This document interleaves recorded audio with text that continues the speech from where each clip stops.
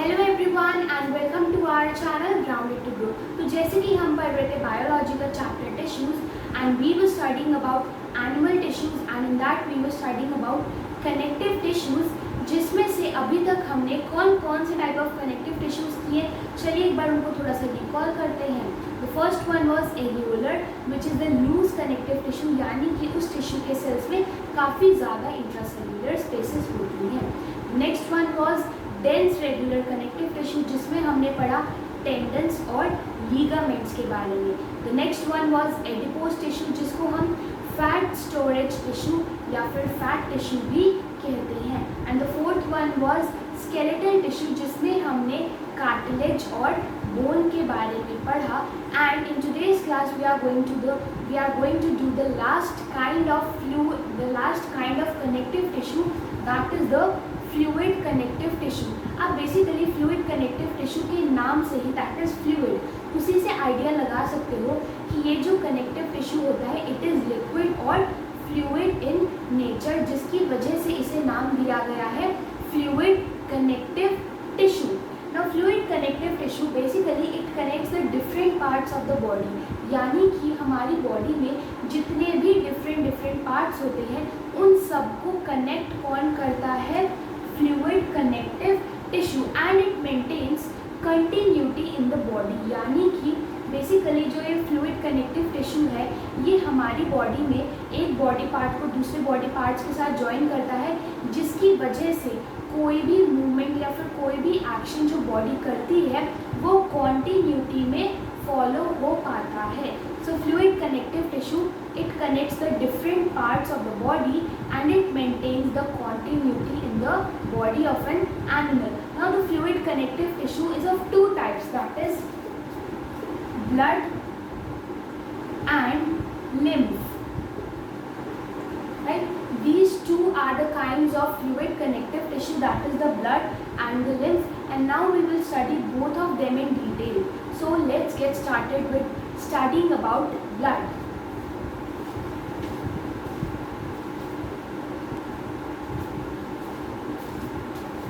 So now we will study about blood. Basically blood, as we have studied that it is a fluid connective tissue, और आप खुद भी आपने observe किया होगा that blood is fluid और liquid in nature। तो चलिए हम पढ़ते हैं ब्लड के बारे में डिटेल में। The cells of blood they move in a liquid matrix called blood plasma. Basically जो ब्लड होता है वो लिक्विड होता है, यानी कि जो ब्लड के अंदर सेल्स होते हैं, यानी कि जो ब्लड टिश्यूज हैं हमारे फ्लूइड कनेक्टिव टिश्यू, उसके अंदर जो सेल्स होते हैं they move in a liquid medium और the liquid matrix which is called blood plasma. यानी कि जो ब्लड टिश्यूज होते हैं उनमें जो मैट्रिक्स प्रेजेंट होता है that is in liquid form. The matrix it is a basically jelly homogeneous substance जो सेल्स के बीच जो इंट्रासेल्युलर स्पेस होता है वहाँ पे प्रेजेंट होता है। So in the case of blood tissues the matrix is in liquid form, और इस लिक्विड फॉर्म में हमारे सेल्स जो है वो मूव करते हैं। And this liquid matrix in the case of blood is called as blood plasma. यानी कि जो ब्लड टिश्यू है हमारा, blood is a fluid connective tissue, तो उसके अंदर जो हमारा मैट्रिक्स होता है that is liquid and that liquid matrix is called blood plasma, जिसमें हमारे ब्लड सेल्स जो होते हैं वो मूव करते हैं। यानी कि जो ब्लड के सेल्स होते हैं they move in the blood plasma. Now blood plasma basically it does not contain protein fibres but blood cells. अभी मैंने ये बताया कि जो मेरे ब्लड सेल्स होते हैं वो किस में मूव करते हैं? ब्लड प्लाज्मा में। यानी कि जो मेरा ब्लड प्लाज्मा है उसमें क्या होते हैं? Blood cells. और जो हमारा ब्लड प्लाज्मा है एज कम्पेयर टू जो हमारी स्केलेटल टिश्यूज थे उनमें क्या था? कैल्शियम सॉल्ट्स, मैग्नीशियम सॉल्ट्स और मिनरल्स और प्रोटीन्स। लेकिन जो हमारे ब्लड टिश्यूज होते हैं उनके प्लाज्मा में, उनके मैट्रिक्स में प्रोटीन फाइबर्स या फिर प्रोटीन्स नहीं प्रेजेंट होते, बल्कि प्रेजेंट होते हैं ब्लड सेल्स और blood कॉर्पस्कल्स।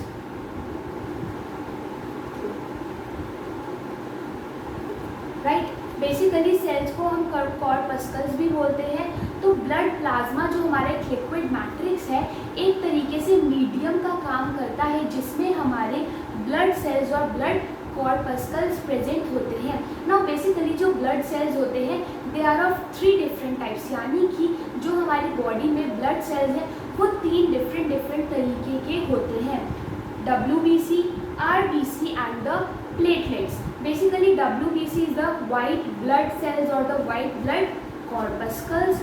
RBC is the red blood cells or the red blood corpuscles and the third one is platelets. So basically blood जो है वो एक फ्लूइड टिश्यू है जिसमें हमारा ब्लड प्लाज्मा एक मैट्रिक्स होता है, एक मीडियम होता है जिसमें हमारे ब्लड सेल्स जो है दैट इज WBC, RBC और प्लेटलेट्स मूव करते हैं। So now let us study about both all these 3 kinds of cells, that is WBC, RBC and platelets in detail.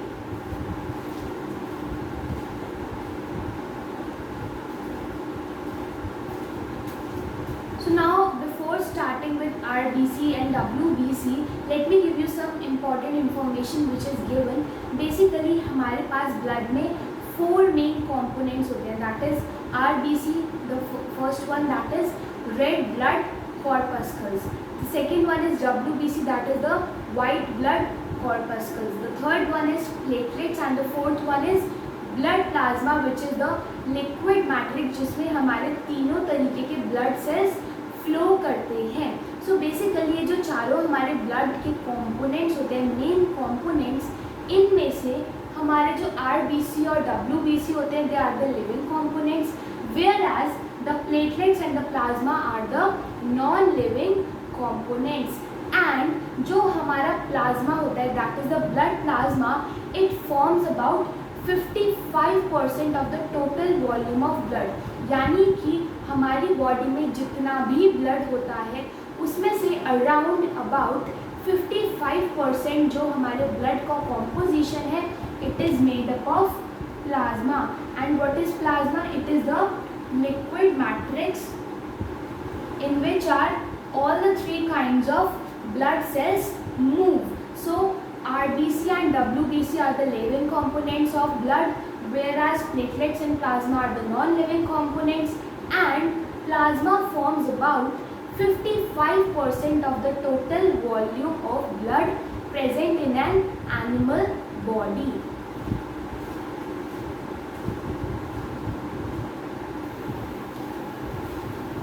So now let us start with the first kind of blood corpuscles, that is the RBC. Basically RBCs are large in number in the blood, यानी कि जितने भी हमारे types of blood कॉर्पस्कल्स हैं RBC, WBC and platelets, उनमें से RBCs are present in large number in our blood. और आपने ये भी देखा होगा कि जो हमारा ब्लड होता है उसका कलर भी रेड होता है due to the presence of large amount of RBCs और the red coloured blood corpuscles in our body. So these are present in large number in our body and they are also called erythrocytes. Basically जो हमारे RBCs होते हैं उनको हम erythrocytes भी कहते हैं. So the other name for RBCs is erythrocytes. The next point is जो हमारे red blood corpuscles और the red blood cells होते हैं उनमें एक आयरन कंटेनिंग पिगमेंट होता है, यानी कि बेसिकली जो हमारे एरिथ्रोसाइट्स या फिर जो RBCs होते हैं उनमें एक आयरन कंटेन करने वाला एक रेड कलर का पिगमेंट होता है जिसे हम बोलते हैं हीमोग्लोबिन. हीमोग्लोबिन नाम तो आपने सुना ही होगा एंड बेसिकली आपने ये भी सुना होगा कि अगर किसी बंदे के अंदर हीमोग्लोबिन कम हो जाता है तो उसकी बॉडी में यानी कि आयरन की कमी हो गई है. यानी कि ये जो हीमोग्लोबिन है it is a pigment which is present in our RBCs and it contains iron. So hemoglobin contains iron and it is a red respiratory pigment. So RBCs are large in number in our body and they are also called as erythrocytes. और जो हमारे RBCs या erythrocytes होते हैं उन्हीं के अंदर एक red respiratory pigment present होता है which is called hemoglobin and it contains iron. So RBCs have iron containing red respiratory pigment which is called hemoglobin. तो यानी कि RBCs को रेड कलर किसकी वजह से मिलता है? Due to the presence of haemoglobin because it is a red coloured respiratory pigment, यानी कि एक ही ऐसा रेड कलर का पिगमेंट है जो हमारे रेड ब्लड कॉर्पस्कल्स में प्रेजेंट होता है, जिसकी वजह से हमारे आरबीसीज का कलर भी रेड होता है और जिसकी वजह से हमारे ब्लड का कलर भी रेड होता है. So it is due to the presence of hemoglobin because it is a red colored pigment and it is a respiratory pigment because it helps in the transfer of oxygen as well. So hemoglobin is very important in the RBCs. So RBCs, they have iron containing a red respiratory pigment which is called hemoglobin and it is very very important.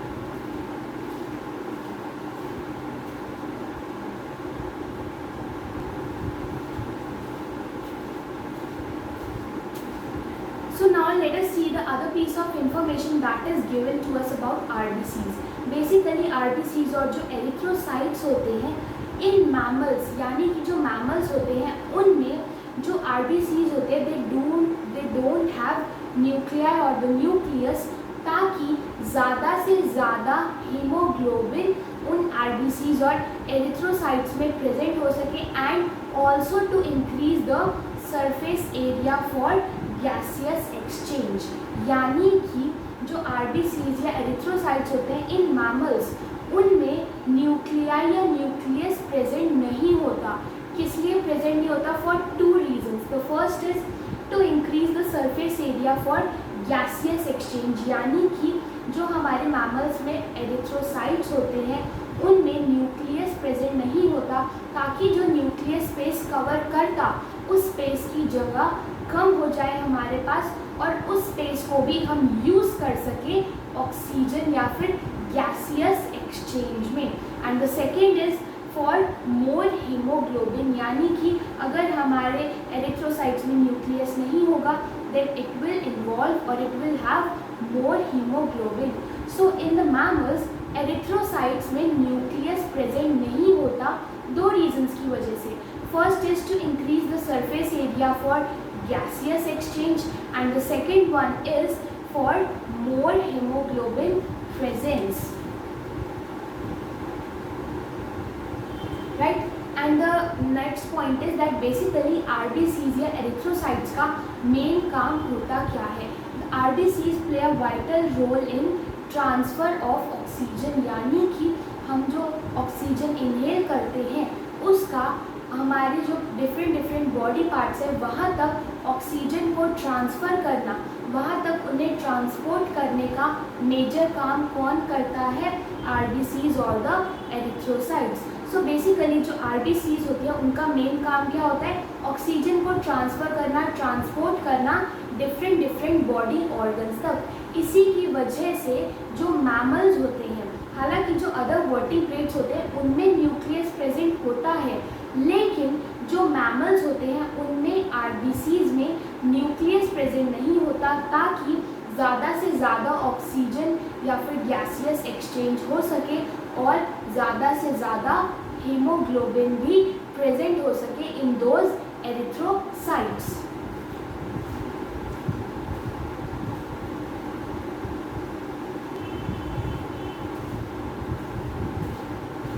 Now the next kind of blood corpuscles are the white blood corpuscles. इनके नाम से ही आप देख सकते हो that they are white blood corpuscles, यानी कि they are of white color and they are also called leukocytes. Basically हमने जब सेल चैप्टर पढ़ा था तब हम पढ़ रहे थे ल्यूकोप्लास्ट के बारे में.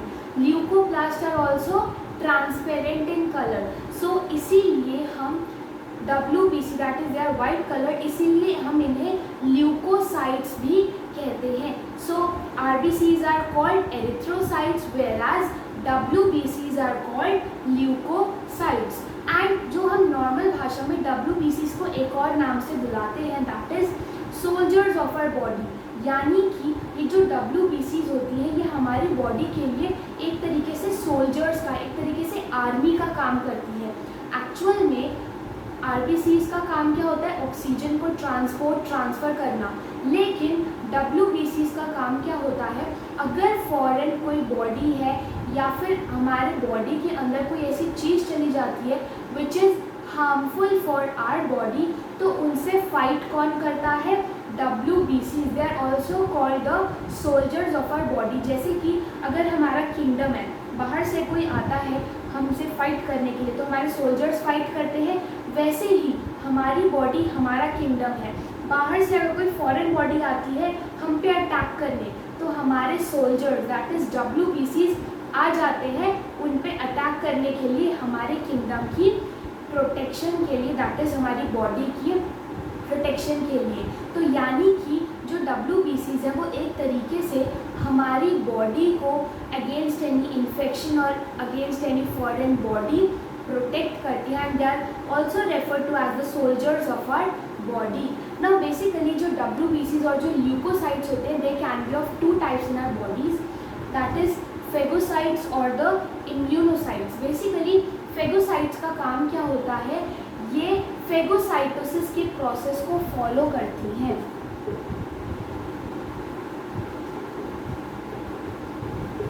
बेसिकली जो फेगोसाइट्स होते हैं ये फेगोसाइटोसिस के प्रोसेस को फॉलो करते हैं, यानी कि ये वो WBCs होते हैं जो अगर हमारी बॉडी में कोई फॉरेन बॉडी आ जाती है तो उसको खा जाते हैं ताकि वो ज़्यादा इन्फेक्शन ना फैला सके हमारी बॉडी में। यानी कि फेगोसाइट्स क्या करते हैं, अगर कोई फॉरेन बॉडी हमारी बॉडी के अंदर एंटर कर जाती है तो फेगोसाइट्स उन फॉरेन बॉडीज़ को एनगल्फ कर देते हैं। The phagocytes engulf those foreign bodies. The phagocytes engulf और या फिर उन फॉरेन बॉडीज़ को खा जाते हैं ताकि हमारी बॉडी में वो जो फॉरेन बॉडीज़ आ गई हैं वो हमें नुकसान ना पहुंचा सके। सो फेगोसाइट्स का काम क्या होता है? They follow the process of phagocytosis, यानी कि जो फॉरेन बॉडी या कोई फॉरेन टॉक्सिन हमारी बॉडी में आ गया है उसको एनगल्फ कर लेना to protect our body from against any disease और any illness. So phagocytosis, they engulf any foreign body and protect our body. And the second one is immunocytes. Basically immunocytes को आप immune word से भी relate कर सकते हो। Actually immunocytes का काम क्या होता है? हमारी बॉडी में इम्यूनिटी या फिर एंटीबॉडीज़ को रिलीज करना। इम्यूनोसाइट्स का काम क्या होता है? एंटीबॉडीज़ को रिलीज करना, यानी कि अगर कोई फॉरेन बॉडी हमारी बॉडी के अंदर आ जाती है तो उसके अगेंस्ट फाइट करने के लिए हमें जो एंटीबॉडी चाहिए या फिर उससे फाइट करने के लिए हमें जो वेपन चाहिए वो कौन देते हैं? इम्यूनोसाइट्स। सो फेगोसाइट्स का काम क्या होता है? वो जो फेगोसाइट्स हैं वो क्या करते हैं, जो फॉरेन बॉडी आ गई जो हमारा दुश्मन है उसको खा के काम ख़त्म कर देते हैं। तो वही इम्यूनोसाइट्स क्या करते हैं, जो फॉरेन बॉडी आ गई है उसके खिलाफ पूरी प्लानिंग करके उसके खिलाफ अटैक करते हैं और उसको मार गिराते हैं। सो इम्यूनोसाइट्स क्या करते हैं? वो एंटीबॉडीज़ बनाते हैं, यानी कि जो फॉरेन बॉडीज़ आ गई है उनको किल करने के लिए उनका तरीका ढूंढ के एंटीबॉडीज़ रिलीज़ करते हैं और फेगोसाइट्स इनगल्फ कर लेते हैं उन फॉरेन बॉडीज़ को। So WBCs are called the leukocytes and they are also referred to as the soldiers of our body. They are of 2 types, phagocytes and immunocytes.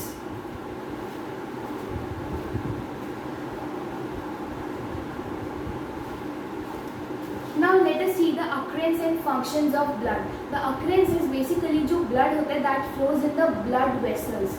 They are present in the blood vessels and the blood vessels are of 3 different types in a body, that is arteries, veins and capillaries। यानी कि ये जो 3 different kinds of blood vessels हैं, arteries, veins और capillaries, इनमें blood flow करता है to connect different body parts. Now let us see the functions of blood. The first is it transports nutrients, hormones, vitamins to tissues and the excretory products from tissues to liver and kidney। यानी कि जो blood है वो सबसे पहले nutrients या फिर hormones या फिर जो विटामिन्स होते हैं उनको टिश्यूज़ तक पहुंचाता है और फिर टिश्यूज़ जब उनको यूज़ करके एक्सक्रीटरी प्रोडक्ट निकालते हैं तो उस एक्सक्रीटरी प्रोडक्ट को भी ब्लड हमारा लिवर और किडनी तक पहुंचाता है. So this is one of the functions of blood. The second function is WBC और RBC क्या क्या फंक्शन परफॉर्म करते हैं. WBC का फंक्शन क्या होता है, जो फॉरेन बॉडीज आई उनसे हमारी बॉडी को प्रोटेक्ट करना बाय उनको खा जाना, that is by engulfing them और बाय मेंटेनिंग और by providing antibodies against them. और RBCs का काम क्या होता है, in the helps in the transfer of oxygen. Now the third is platelets. Basically platelets help in the clotting of blood, यानी कि जब हमें कहीं चोट लग जाती है तो खून बाहर आने लगे, तो उस खून को रोकने में, ब्लड के फ्लो को रोकने में कौन मदद करता है, platelets. So platelets help in the clotting of blood. तो ब्लड के फंक्शंस में एक तो ये फंक्शन है कि different organic material like nutrients, hormones, vitamins को टिश्यूज़ तक पहुंचाना, और फिर टिश्यू से जो एक्सक्रीटरी प्रोडक्ट निकलता है उसे लिवर और किडनी तक पहुंचाना. और फिर हमारे पास फंक्शंस है तीनों ब्लड कॉर्पस्कल्स के, WBC, RBC और प्लेटलेट्स के. सो आज की क्लास में हमने पढ़ा ब्लड के बारे में. In the next class we will study about lymph and the last kind of connective tissue, that is the nervous tissue. Do like our videos and subscribe to our channel Grounded to Grow for more related videos. Thank you.